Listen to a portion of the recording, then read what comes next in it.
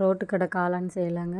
அதுக்கு வந்து 1 cup முட்டைக்கோஸு, 1/2 cup காளான் எடுத்துக்கலாம். அது பொடுசு பொடுசாக நல்லா கட் பண்ணி எடுத்துக்கலாம். 3 ஸ்பூன் வந்து மைதா மாவு, 2 ஸ்பூன் வந்து அரிசி மாவு, கார்ன்ஃப்ளவர் மாவு வந்து 3 ஸ்பூனுங்க. 1 ஸ்பூன் வரமிளகாய் தூள் காரத்துக்கு தகுந்த மாதிரி, 1 ஸ்பூன் இஞ்சி பூண்டு பேஸ்ட்டு, தேவையான அளவு உப்பு. தண்ணி விடாமல் நல்லா கலந்து எடுத்துக்கலாங்க. நல்லா அதில் முட்டைக்கோஸ்லேயும் தண்ணி இருக்கும். அதனால் வந்து நம்ம அந்த தண்ணியிலே வந்து நல்லா பிசைஞ்சு எடுத்துகிட்டு, கடைசியாக கொஞ்சம் லைட்டாக தண்ணி ஊற்றி தொளித்த மாதிரி நல்லா பிசைஞ்சு ஒரு தட்டு போட்டு மூடி ஒரு 10 நிமிஷம் ஊற விட்டுறலாங்க. 10 நிமிஷம் கழித்து மசாலாவை நல்லா எடுத்து எண்ணெயில் போட்டு வெங்காய பக்கோடா பொரிக்கிற மாதிரி நல்லா பொரித்து எடுத்துக்கலாம். இப்போ போட்டு வச்சுருக்கிற மசாலாவோடு இருக்கிற முட்டைக்கோஸு காளானையும் கொஞ்சம் கொஞ்சமாக போட்டு நல்லா பொரித்து எடுத்துக்கலாங்க. எப்படி போட்டாலும் பரவாயில்ல, வடை மாதிரி தட்டி போட்டாலும் பரவாயில்ல, உதிரியாக போட்டாலும் பரவாயில்ல. கடைசியாக நம்ம எல்லாத்தையும் பிச்சு தான் எடுக்கணும். குட்டி குட்டி பீஸாக கட் பண்ணி எடுக்கிற மாதிரி தான் இருக்கும். அதனால் நம்மளுக்கு எப்படி சௌகரியமோ அந்த மாதிரி போட்டு பொரித்து எடுத்துக்கலாம். நல்லா பொரித்து எடுத்துட்டு ஒரு 2 பல்லரி வெங்காயம் கட் பண்ணி வச்சுருக்கேன். 2 பல்லரி வெங்காயத்தை நல்லா பொடுசாக கட் பண்ணி வச்சுக்கலாங்க. இப்போ வந்து பொரித்து எடுத்ததுக்கப்புறமா கடாயை வச்சு இப்போ பொரித்த எண்ணெயவே வந்து ஒரு 3 ஸ்பூன் ஊற்றிக்கலாம். 3 ஸ்பூன் ஊற்றிட்டு எண்ணெய் காஞ்சதும் கட் பண்ணி வச்சுருக்கிற 2 பல்லரி வெங்காயமும் 2 பச்சை மிளகா பொடுசாக கட் பண்ணி வச்சுருக்கேன். அதையும் போட்டு அது கொஞ்சம் தேவையான அளவு உப்பு போட்டு நல்லா வணங்க விட்டுறலாம்.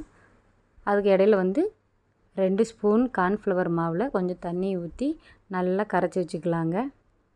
1 ஸ்பூன் இஞ்சி பூண்டு paste, 1 spoon garam masala, 1 spoon மிளகாய்த்தூள் போட்டு நல்லா வணக்கிட்டு ஒரு 400 ml தண்ணி ஊற்றிக்கலாங்க. தண்ணி ஊற்றி உப்பு பார்த்துட்டு உப்பு போட்டு நல்லா கொதிய விட்டுறலாம். கொதிஞ்சதுக்கப்புறமா பொரித்து வச்சுருக்கிற காளானும் முட்டைக்கோசையும் போட்டு நல்லா பிச்சு வச்சு இந்த தண்ணிக்குள்ளே போட்டு நல்லா கலக்கி விட்டுறலாம். கலக்கி விட்டுட்டு 1 spoon tomato sauce, 1/2 spoon soya sauce எல்லாம் ஊற்றி நல்லா கிளறி விட்டுக்கலாங்க. கிளறினதுக்கப்புறமா நம்ம கரைச்சி வச்சுருக்கிறோம்ல கார்ன்ஃப்ளவர் மாவு தண்ணியில், அதையும் அந்த கலவை எடுத்து நல்லா கலக்கி விட்டு ஊற்றி நல்லா ஒரு கிளறி விட்டுட்டு ஒரு 10 நிமிஷம் நல்லா மூடி வச்சிடலாம். சிம்மிலேயே மூடி வச்சுட்டு 10 நிமிஷம் கழித்து ஓப்பன் பண்ணி பார்த்தா அவ்வளோதாங்க, சூப்பராக நல்ல டேஸ்ட்டான ரோட்டு கடை காளான் ரெடி ஆயிடுச்சு. மல்லித்தலை மேலால் தூவி கிளறி சர்வ் பண்ணிக்கலாம். மல்லித்தலை எவ்வளோ வேணால் போட்டுக்கலாங்க, நம்ம இஷ்டம்தான். எவ்வளோ போட்டாலும் நல்ல மணமாகவும் டேஸ்ட்டாகவும் இருக்கும். இப்போ வந்து ஒரு கப்பில் போட்டு கொஞ்சம் எடுத்து கப்பில் வச்சு அது மேலால் வெங்காயம் பொடுசாக கட் பண்ணி வச்சுக்கிற வெங்காயத்தை போட்டு வச்சு சாப்பிட்டா அதே டேஸ்ட்டுங்க. ரோட்டு கடையில் நம்ம சாப்பிட்ற டேஸ்ட்லேயே இருக்கும். சாப்பிட்டு பாருங்கள். எங்கள் வீட்டுக்கார் நைட்டு டின்னர் வந்து தோசை செஞ்சுருந்தேங்க.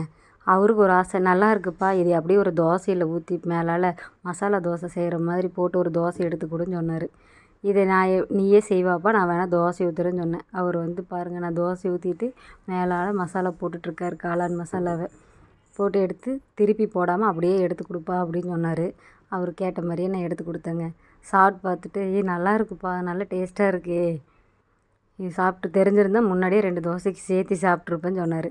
நீங்களும் இந்த மாதிரி செஞ்சு பாருங்கள்.